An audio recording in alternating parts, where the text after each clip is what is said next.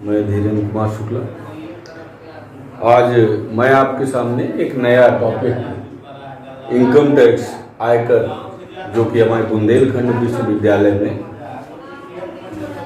BCom द्वितीय वर्ष में चलाया जा रहा है, चल रहा है। तो इसी में जो इनकम टैक्स के अंतर्गत आय का दूसरा शीर्षक है आपका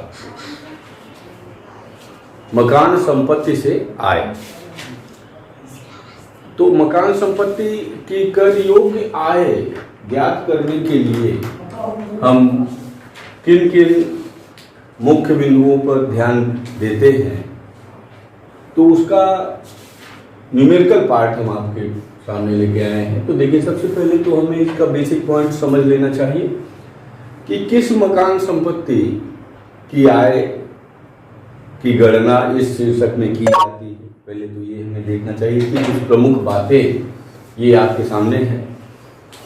सबसे पहला पॉइंट ये है कि करदाता का मकान तथा उससे लगी हुई भूमि जो होती है वह संपत्ति यानी मकान संपत्ति आपकी इस शीर्षक में ली जाती है।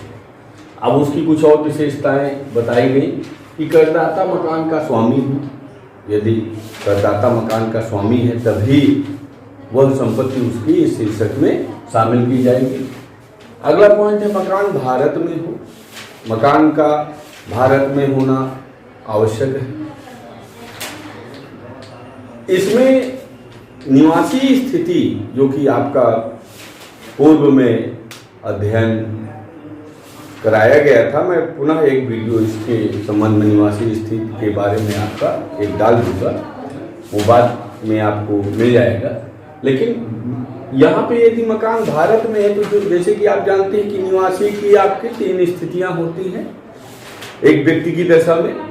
पहला साधारण निवासी, दूसरा असाधारण निवासी और तीसरा अनिवासी। तो यहाँ पे यदि मकान भारत में है तो तीनों ही स्थितियों में भारत में स्थित मकान की आय मकान शीर्षक में कर योग्य होगी। लेकिन यदि मकान विदेश में स्थित है तो इस दशा में यह जरूरी है कि वह भारत का निवासी हो, अन्यथा की दशा में इस शीर्षक में यह आय शामिल नहीं की जाएगी। उप किराएदार से मतलब क्या है कि जब किराएदार के द्वारा किराएदार रख लिया जाता है तो वो उप किराएदार से आय प्राप्त आय होती है। और इस प्रकार की आय हमारी मकान संपत्ति शीर्षक के अंतर्गत नहीं शामिल की जाती, बल्कि अदर सोर्सेज में इसको शामिल किया जाता है। तो ये तो कुछ विशेष बातें रही। अब हम मकान संपत्ति की आय की गणना का जो हमारा मुख्य आधार है वह क्या है, तो वह है वार्षिक मूल्य। हमें वार्षिक मूल्य की गणना करनी पड़ती है और इसी वार्षिक मूल्य के आधार पर मकान संपत्ति की आय की गणना की जाती है। तो अब यह वार्षिक मूल्य की गणना हम किस प्रकार से करते हैं, सबसे महत्वपूर्ण पॉइंट इस चैप्टर में आपका यही माना गया है। तो देखते हैं वार्षिक मूल्य की गणना हम किस प्रकार से करते हैं, ध्यान दीजिएगा। देखिए, वार्षिक मूल्य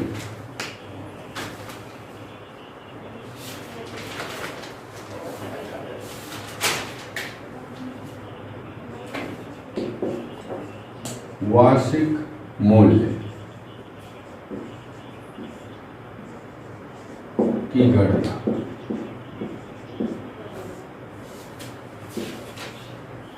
एनुअल वैल्यू इसको कहते हैं, एनुअल वैल्यू। ये अब यदि इसका शॉर्ट में हम कोई फार्मूला लें तो इसका संक्षिप्त फार्मूला आपका यही है कि सबसे पहला पॉइंट है यहाँ पे निम्न में से वार्षिक मूल्य की गणना करने के लिए हम इसे पहले 2 स्टेप में बांटते हैं। 2 स्टेप कौन से हैं? पहला ए में आपका किराए पर दिए गए मकान के संबंध, किराए पर दिए गए मकान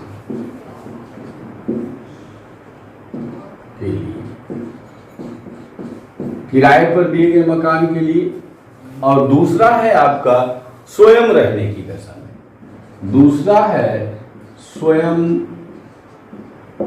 रहने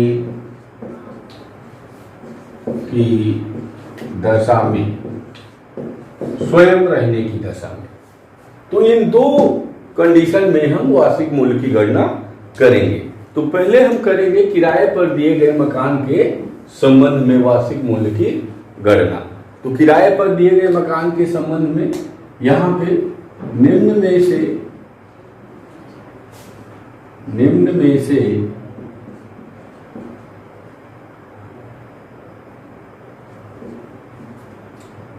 सबसे अधिक राशि, सबसे अधिक राशि,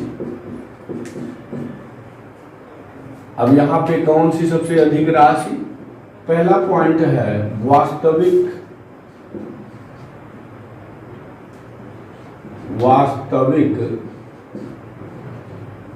प्राप्त किराया,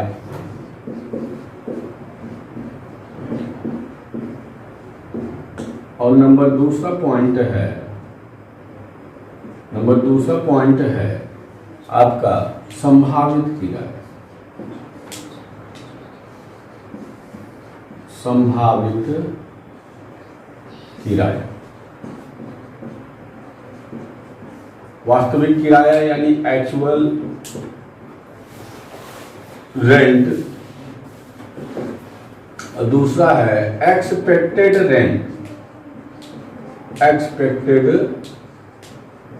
रेंट। वास्तविक प्राप्त किराया और संभावित किराया, इन दोनों में जो राशि सबसे अधिक होगी हम उसे कहते हैं ग्रॉस एनुअल वैल्यू, यानी सकल वार्षिक मूल्य। ग्रॉस एनुअल वैल्यू यानी सकल वार्षिक मूल्य।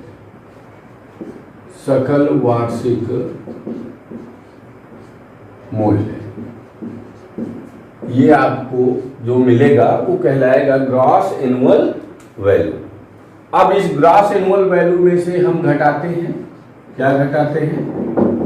एक तो म्यूनिसिपल टैक्स, नगर पालिका कर जिसे कहते हैं, म्यूनिसिपल टैक्स। यहां पे ध्यान ये देना है कि पेड बाय ऑनर ओनली होना चाहिए, पेड बाय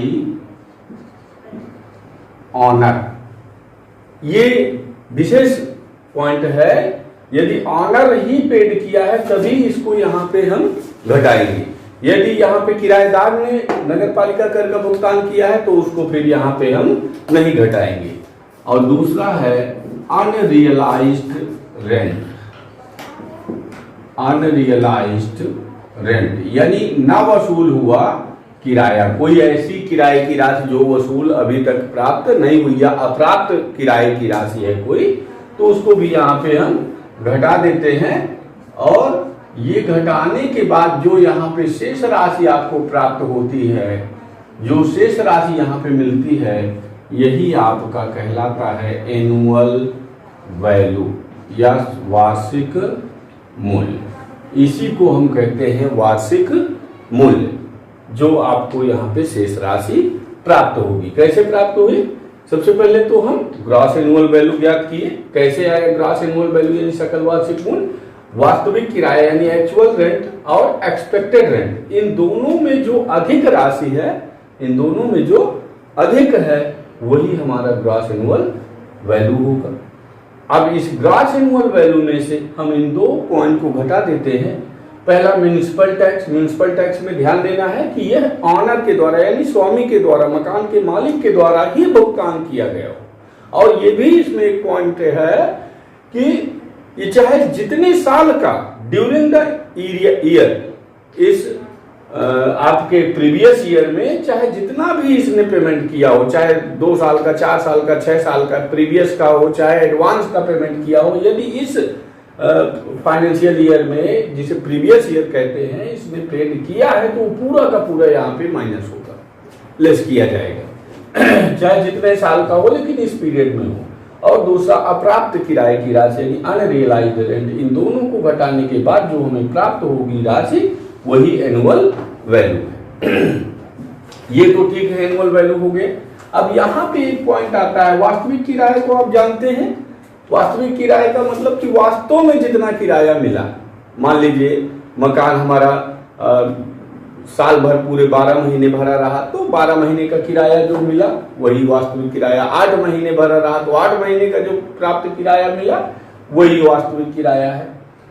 ठीक है, जो भी मिला उस अवधि में, उस प्रीवियस ईयर में, वही आपका वास्तविक किराया है। लेकिन संभावित किराया क्या है ये हमें अध्ययन करना पड़ेगा। ये हमें ध्यान देना पड़ेगा। और कुछ बातें हैं, जैसे कि ये तो हमने पूरे साल किराया में यदि मकान उठा रहा तब की कंडीशन का है बता रहे हैं, जब मकान पूरे वर्ष में किराए पर उठा हो उस केस में है। यदि मकान कुछ अवधि के लिए खाली रहता है तो उसके लिए हम आगे इसी में बताएंगे। फिलहाल हम संभावित किराए की गणना किस प्रकार से करते हैं पहले ये हमें ध्यान देना है। तो संभावित किराए की गणना हम लेते हैं संभावित किराया, एक्सपेक्टेड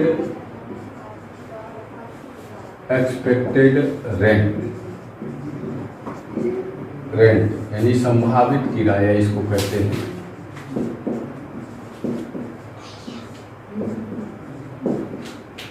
संभावित किराया, इसकी गणना किस प्रकार से करते हैं तो इसमें दो पॉइंट में इसको बांट देते हैं। पहला टॉपिक आता है, पहला केस आता है कि जब मकान रेंट कंट्रोल एक्ट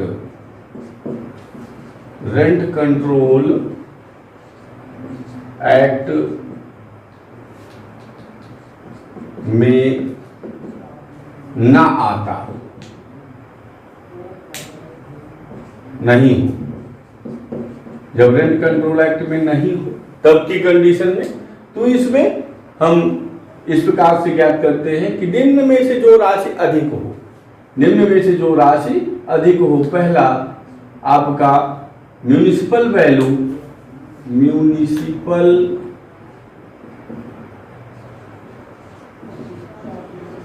वैल्यू और दूसरा आपका है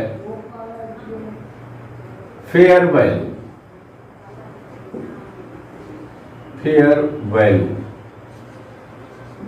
यानी इसे म्यूनिसिपल वैल्यू को नगरपालिका मूल्य और उचित किराया, इन दोनों में जो अधिक होगा, which ever is more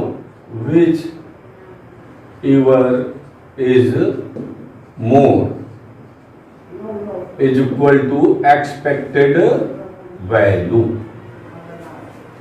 इन दोनों में जो राशि अधिक होगी वही हमारा संभावित किराया माना जाएगा, एक्सपेक्टेड रेंट माना जाएगा। किसमें? म्युनिसिपल वैल्यू और फेयर वैल्यू। कब? जब मकान रेंट कंट्रोल एक्ट में ना हो। बी केस आपका आता है जब मकान रेंट कंट्रोल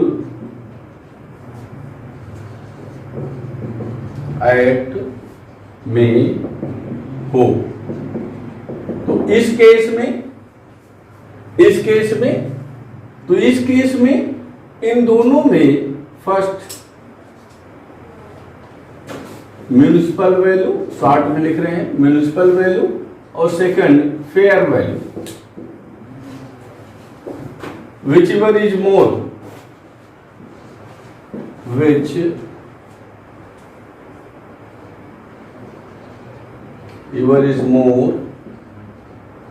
जो भी आया, इन दोनों में जो अधिक आया। उसके बाद थर्ड पॉइंट है स्टैंडर्ड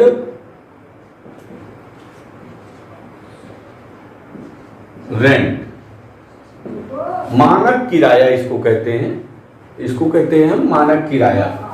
तो यहां पे रख दिया मानक किराया। अब इन दोनों में जो कम हो, whichever is less है, इन दोनों में जो कम हो ये आपका एक पॉइंट हुआ, म्यूनिसिपल वैल्यू और फेयर वैल्यू, इन दोनों में जो अधिक राशि है, और स्टैंडर्ड रेंट ये थर्ड पॉइंट में जो लिखा है, तो इन दोनों में जो कम हो, विच एवर इज लेस, यहां पे whichever is less is equal to expected value, इन दोनों में जो कम हो, यानी फर्स्ट में ये ए वाले पार्ट में जो अमाउंट आई और बी में ये आपका स्टैंडर्ड रेंट, इन दोनों में जो कम हो, म्यूनिसिपल वैल्यू फेयर वैल्यू से एक अमाउंट ली गई जो दोनों में अधिक है, और स्टैंडर्ड रेंट से ली गई, इन दोनों में जो कम है वही आपका एक्सपेक्टेड वैल्यू या एक्सपेक्टेड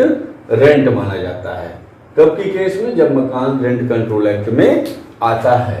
तो ये आपका वार्षिक मूल्य की गणना हम किराए पर दिए गए मकान के संबंध में लिए हैं, और जब मकान पूरे वर्ष किराए पर उठा हुआ है, ठीक है, तो जब मकान पूरे वर्ष किराए पर उठा हुआ है, तो ये तो आपकी हो गई एक्सपेक्टेड वैल्यू या एक्सपेक्टेड रेंट की गणना। अब इसमें जब मकान पूरे वर्ष किराए पर नहीं उठा है, तब की केस में हम क्या करते हैं? तब के केस में हम क्या करते हैं, ये भी हमें ध्यान देना है। उसके वार्षिक मूल्य की गणना कैसे करते हैं? तो जब मकान पूरे वर्ष किराए पर ना उठा या कुछ वर्ष, कुछ अवधि में खाली रहा, जब मकान, ये किराए पर दिए गए मकान के संबंध में ही अभी चल रहा है, जब मकान वर्ष भर या वर्ष में कुछ अवधि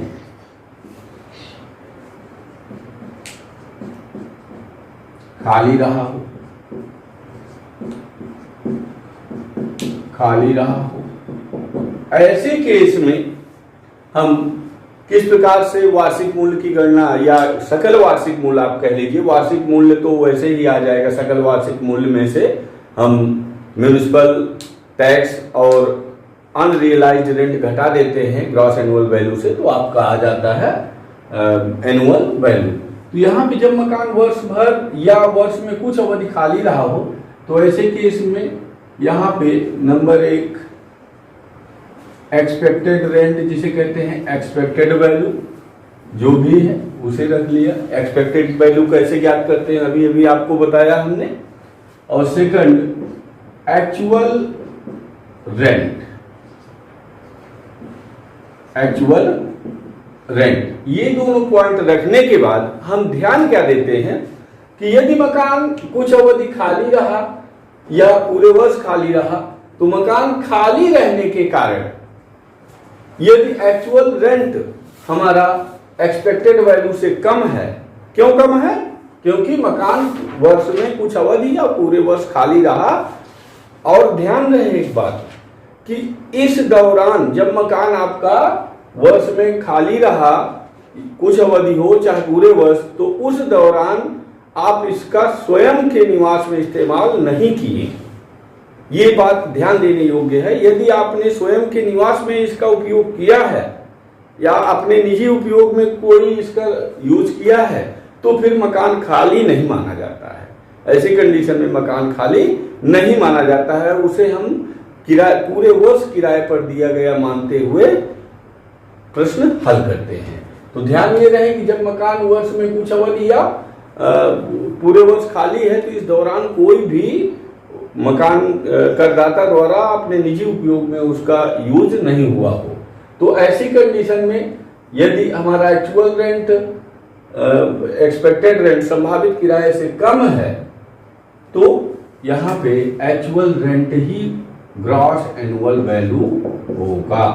क्या होगा? एक्चुअल रेंट या एक्चुअल वैल्यू जिसे आप कह सकते हैं, वास्तविक किराया ही होगा। कब? जबकि मकान कुछ अवधि या पूरे वर्ष खाली रहा, इस कारण से एक्सपेक्टेड जो वैल्यू है उससे हमारा जो वास्तविक प्राप्त किराया है वो कम है। तो इस कारण से ग्रॉस एनुअल वैल्यू हमारी एनुअल वैल्यू, एक्चुअल वैल्यू या वास्तविक किराया होगा। इस पॉइंट को ध्यान में रखना है, ठीक है। तो ये बाकी आगे हम वही लेस अनरियलाइज्ड रेंट, वो अनरियलाइज्ड रेंट और आपका म्यूनिसिपल टैक्स जो कि मकान मालिक के द्वारा भुगतान किए गए हों उसको घटा देते हैं, तो आपका एनुअल वैल्यू आ जाता है, ठीक है। तो आज का बस यहीं तक, ठीक है। ठीक शेष अगले वीडियो में। धन्यवाद, नमस्कार।